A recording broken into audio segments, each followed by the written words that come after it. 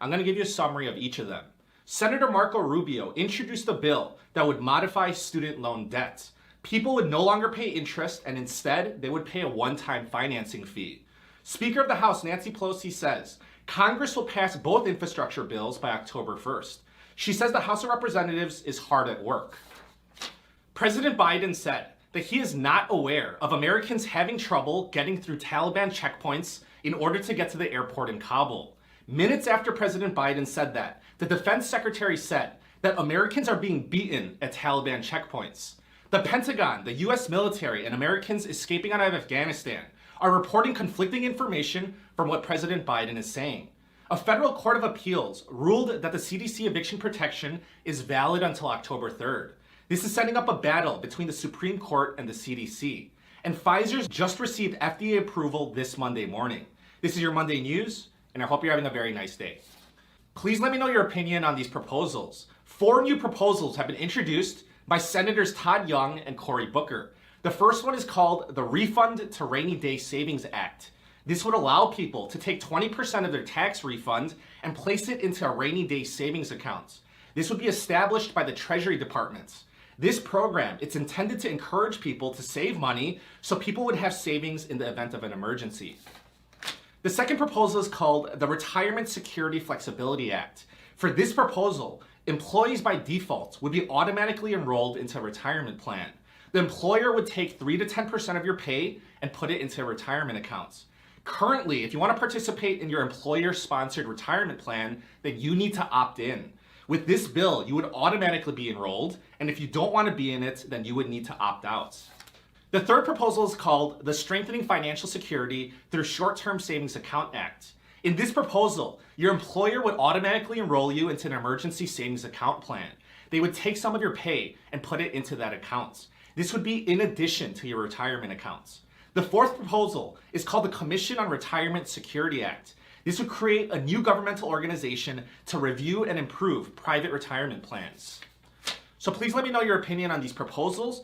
Basically, the politicians are saying that they want to help you save money, be prepared for financial emergencies, and help you save for retirement. So let me know your thoughts, and I thank you so much. In political news, the politicians, Republicans, Democrats, and Independents are saying that we're going through a student loan crisis. They're saying that people are overburdened with student loan debt. It's causing financial strain on 43 million Americans, and it's hurting the economy. The politicians are talking about what they should do to help Americans. Senator Marco Rubio introduced a bill that would modify student loan debt for future borrowers. Under Rubio's proposal, interest would not be charged on student loans. Borrowers would pay a one-time financing fee instead of paying interest. The one-time financing fee would be 20% for federal loans and 35% for graduate-level student loans. Rubio says that the 20 to 35% financing fee might sound high, but it comes out to be cheaper than paying interest over the life of the loan. People would also have the option to reduce financing costs by paying the loan off early. Rubio said, "My bill would reform our federal student loan system so that borrowers don't get stuck with debt that they can never repay." When it comes to the infrastructure bills, there's the physical infrastructure bill that the Republicans and Democrats worked on together, which passed in the Senate. There's the human infrastructure bill that the Democrats will be passing without the Republicans because they have enough votes. Speaker of the House Nancy Pelosi, who is the leader of the Democrats in the House of Representatives, says that the House is hard at work and they're going to pass both bills by October 1st. Pelosi wrote a letter to the Democratic politicians over the weekend. The letter says, the House of Representatives agrees with the Senate's price tag of $3.5 trillion for the human infrastructure bill. Pelosi wrote, $3.5 trillion is the number that has been agreed to in the Senate and is now before us in the House. Accordingly, we will write a reconciliation bill with the Senate that is consistent with that amount. Pelosi continued to write, the president has been clear that this number will honor his vision to build back better. The House is hard at work to enact both infrastructure bills before October 1st. President Biden said the Build Back Better plan will help Americans cover the cost of child care, senior care, will lower the cost of prescription drugs, fight climate change, reduce the price of housing and education, and boost care for veterans. In international news, President Biden promised that all Americans that are still in Afghanistan will be evacuated. Biden said, "We will get you home."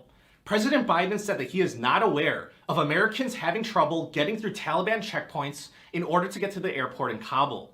A few minutes after President Biden said that, the Defense Secretary Lloyd Austin confirmed that Americans are being beaten down by the Taliban at airport checkpoints.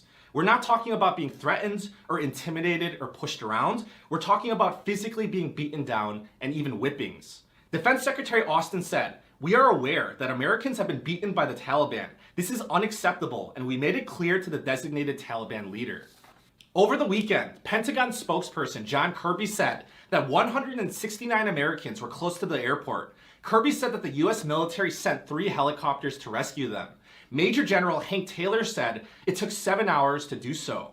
President Biden said that Americans are not having trouble getting to the airport, but this is being contradicted by the Defense Secretary, the Pentagon, the U.S. military, and Americans escaping out of Afghanistan. Last week on Tuesday, national security officials estimated that 15,000 Americans were still in Afghanistan.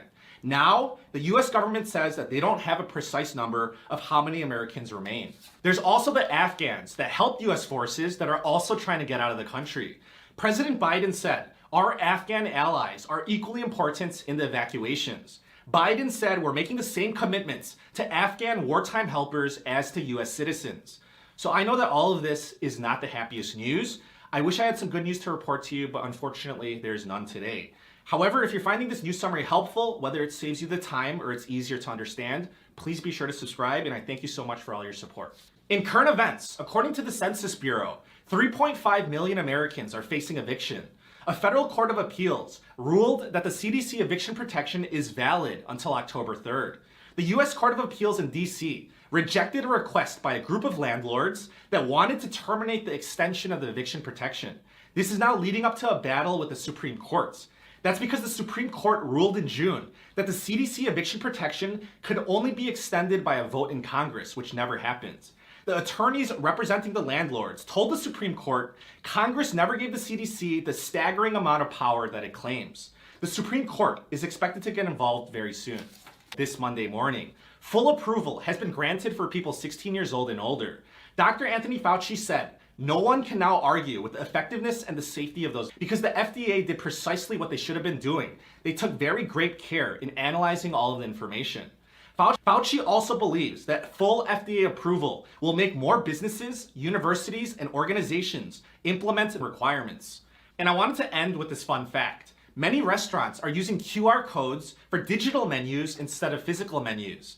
QR code menus are expected to remain after the QR code menus will allow restaurants to automatically adjust their menu prices for inflation and fluctuations in food prices.